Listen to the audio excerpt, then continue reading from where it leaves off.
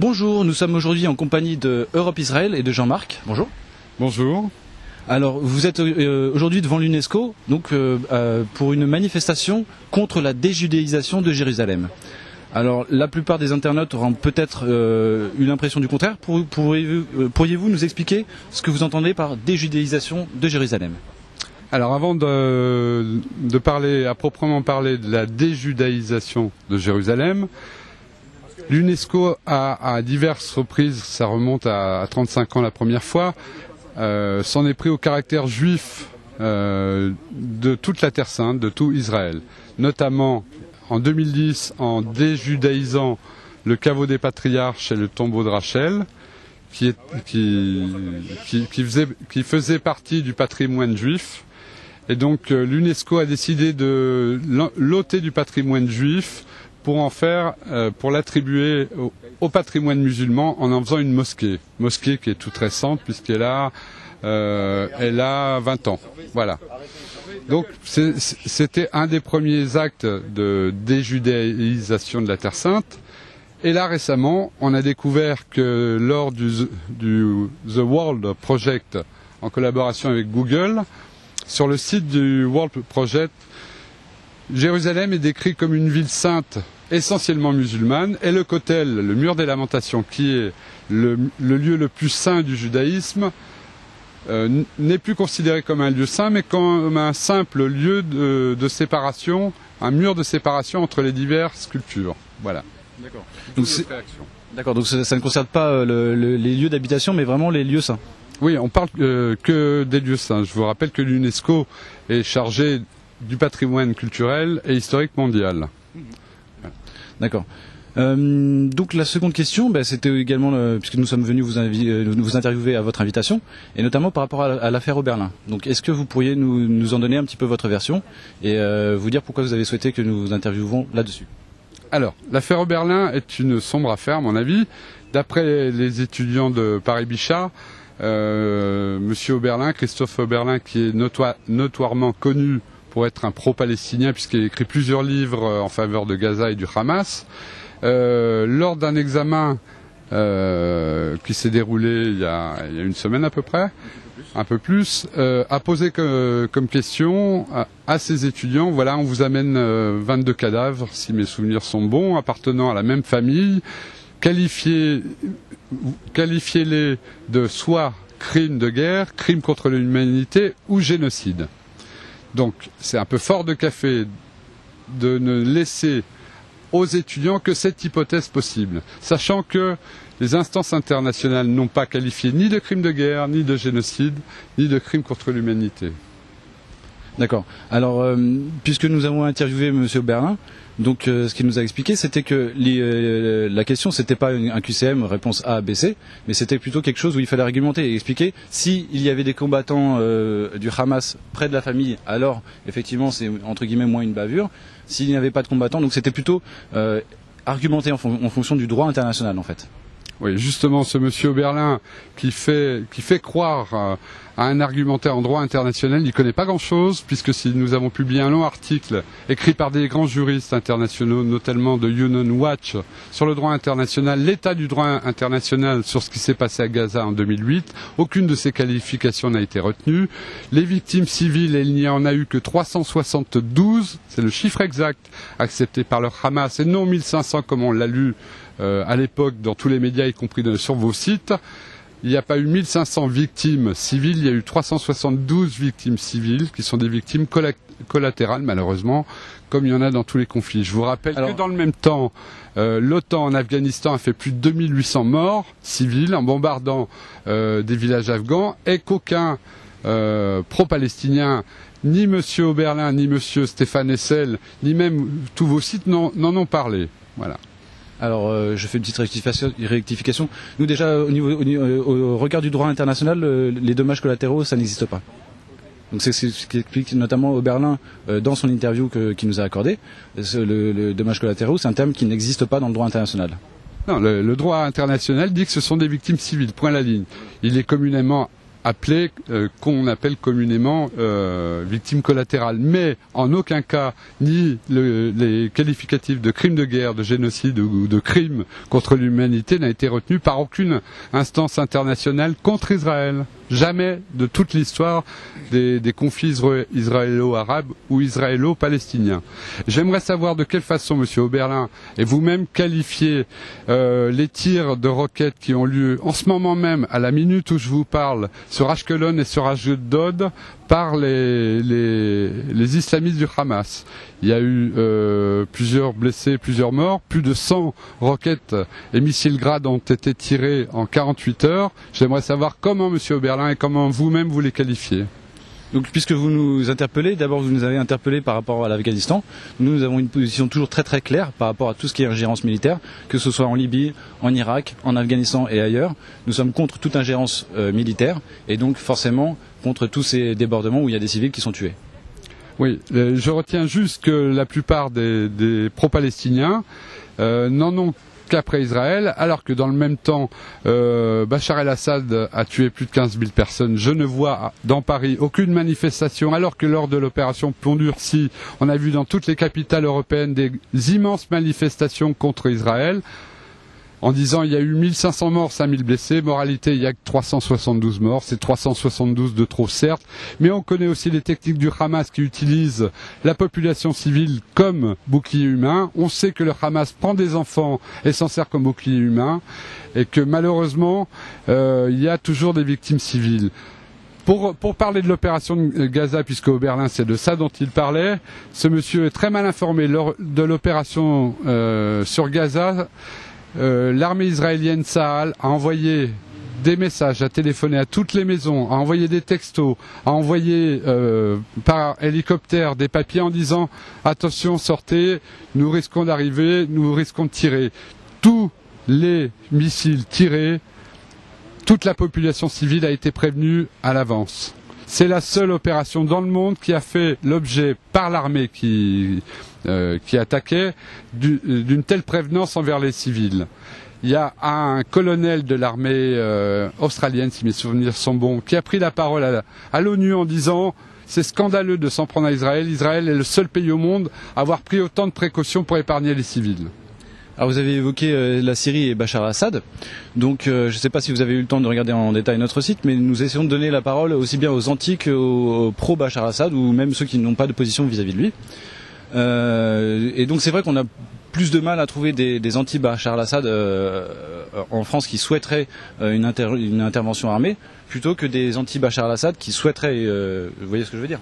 Il y a plus des anti-militaires, anti-intervention, même parmi les anti-Bachar el-Assad, que des pro-intervention. Mais nous, personnellement, nous n'avons pas de position pro ou anti, parce que j'ai lu, je crois, je ne sais plus si c'était votre site ou un autre site, qui nous avait traité comme quoi on ferait partie de la mouvance rouge-brune et pro-Assad. Nous n'avons pas de position par rapport à Assad, nous disons juste que le Syrien est un peuple qui doit être souverain, qui doit décider par lui-même, et encore une fois, nous sommes contre toute ingérence armée étrangère.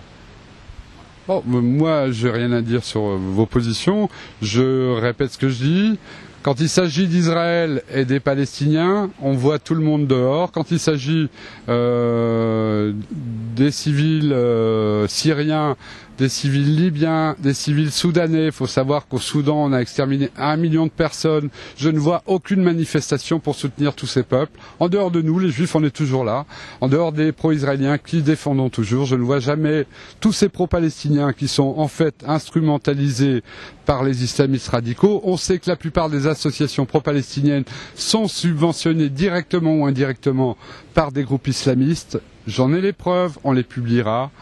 On ne voit jamais tous ces gens réagir quand il y a d'autres morts partout sur la planète. On ne les voit réagir que quand il s'agit d'Israël et des Palestiniens. Voilà. Alors une dernière question, puis après je vais vous libérer. Quelle serait votre définition du sionisme ?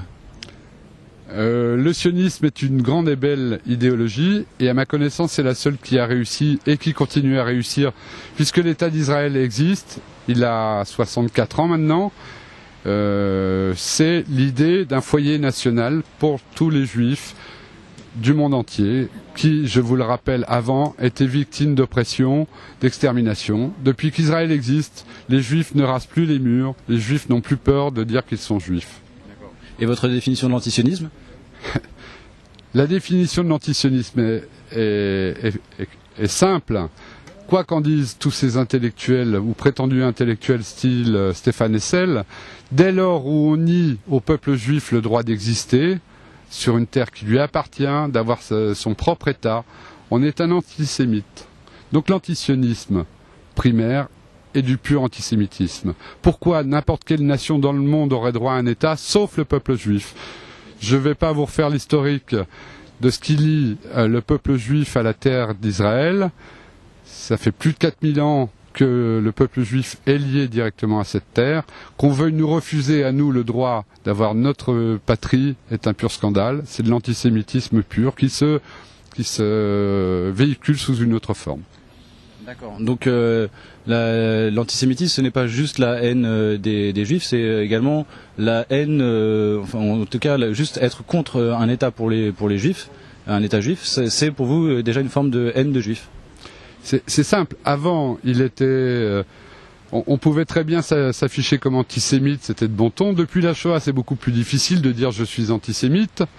Mais je constate qu'au niveau planétaire, c'est vraiment un mouvement planétaire qui est orchestré savamment par des organisations telles que l'Organisation pour la Conférence islamique et d'autres, que depuis donc la Shoah, on ne dit plus je suis antisémite, ça la fout mal bien évidemment, mais on dit je suis contre Israël. Si on demande aux antisionistes pourquoi vous êtes contre Israël, ils ont guère d'arguments. Dire que c'est un pays colonial, c'est faux. Dire que Israël a été parachuté là en 48 sous une décision de l'ONU, c'est faux. Je rappelle que les Juifs sont arrivés, n'ont jamais vraiment quitté Israël, qu'il y a toujours eu une présence juive forte depuis 4000 ans, y compris avant la Shoah. Donc tout ça, tous ces arguments sont faux. Donc il est clair, j'en terminerai là, que dire je suis antisioniste, c'est ne pas oser dire je suis antisémite. Mais c'est la même chose, c'est nier au peuple juif le droit d'avoir son pays et sa terre. Alors une dernière chose que vous m'évoquez avec vos mots, c'est avant la création de l'État d'Israël, et notamment au début du XXe siècle, il y a des photos qui le prouvent. Il y avait des fêtes comme celle de l'Aïd Kébir, etc., où on voyait des chrétiens, des juifs et des musulmans sacrifier le mouton ensemble. Et est-ce que vous pensez que malgré l'État juif, ce genre d'image, enfin de fête commune, pourra être impossible un jour, et si oui, quand? Mais venez en Israël, je vous y invite. Moi, j'y vais au moins 1 à 2 fois par an, et je vois lors de l'Aïd el-Kibir et d'autres fêtes, les musulmans, les chrétiens, les juifs, faire la fête ensemble. Je vois en Israël des chrétiens prier comme ils veulent, je vois des musulmans prier, se rendre à la mosquée d'Omar ou à la mosquée Al-Aqsa, comme ils veulent, ils n'ont aucune entrave et ils vivent en très bonne intelligence. Pour mémoire, une enquête qui a lieu tous les ans sur la satisfaction des Arabes musulmans vivant en Israël donne à plus de 70% une majorité d'Arabes musulmans qui veulent rester israéliens, et même si un État palestinien était créé, refusent d'aller vivre dans cet État palestinien pour rester en Israël, parce qu'ils savent que c'est un pays de liberté où chacun peut exercer ses droits au même titre que tous les autres. Voilà. Donc, je vous invite à venir en Israël. Pour ceux qui ne sont pas déjà venus, avec plaisir. Enfin, une dernière question, puisque nous sommes venus à votre invitation. Est-ce que vous maintenez, puisque vous avez lu un peu différentes publications, est-ce que vous maintenez vos accusations d'antisionisme et d'antisémitisme à notre égard? Écoutez, je vais être honnête avec vous, je n'ai pas lu vos publications, j'ai juste parcouru celle d'un monsieur Jonathan, qui se dit juif, je ne sais pas s'il l'est. En tous les cas, c'est un antisioniste virulent. Son discours de haine est insupportable. J'espérais qu'il viendrait en personne, malheureusement il vous a délégué parce qu'il n'a pas... Fête de famille, comme je vous ai expliqué tout à l'heure. Vraisemblablement pas les coucougnettes pour venir en présence, en personne, c'est bien dommage, il vous a envoyé. Vous lui passerez notre gré, j'espère qu'il viendra une prochaine fois nous voir directement. Tout à fait, je pense qu'avec votre défi que vous venez de lui lancer à propos de ces coucougnettes, je pense qu'il ne manquera pas de vous interviewer en personne. Merci beaucoup. Merci.